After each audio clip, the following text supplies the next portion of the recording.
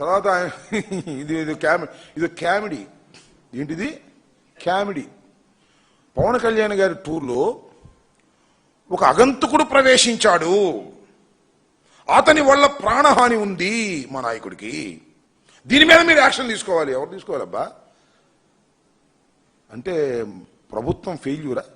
అంటే డిప్యూటీ సీఎంకి సరైనటువంటి సెక్యూరిటీ ఇవ్వలేని దుస్థితిలో తెలుగుదేశం ప్రభుత్వం ఉందా?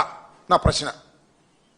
డిప్యూటీ సీఎంకి సరైన సెక్యూరిటీ ఇచ్చేటటువంటి పరిస్థితుల్లో కూటమి ప్రభుత్వం లేదా అనే నా ప్రశ్న. దాని మీద ఎంక్వైరీ చేయమంటాడు ఆయన.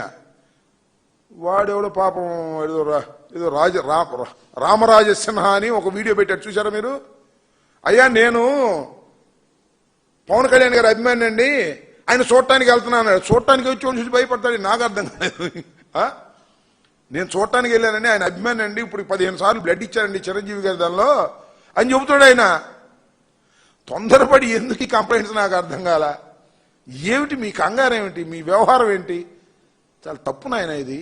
నీకు సెక్యూరిటీ ఇవ్వాల్సినటువంటి బాధ్యత ఈ ప్రభుత్వానిది, నీదే. మళ్ళీ మాట్లాడితే ప్రభుత్వం అంటే ఎవరిది? నీదేగా.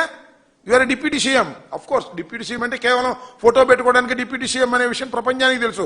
కానీ నువ్వు డిప్యూటీ సీఎం కదా, నీ సెక్యూరిటీ గురించి ఇంత రాద్ధాంతం చేస్తావు, నాకు అర్థం కాల. పద్ది ఇంతేనా? జయసూర్య అనేవాడిని వాడిని డిఎస్పీని ట్రాన్స్ఫర్ చేయాలి, వాడు అవినీతి పడు, అది ఇది డ్యామ్ డుమ్ డుష్క్ అన్నారు.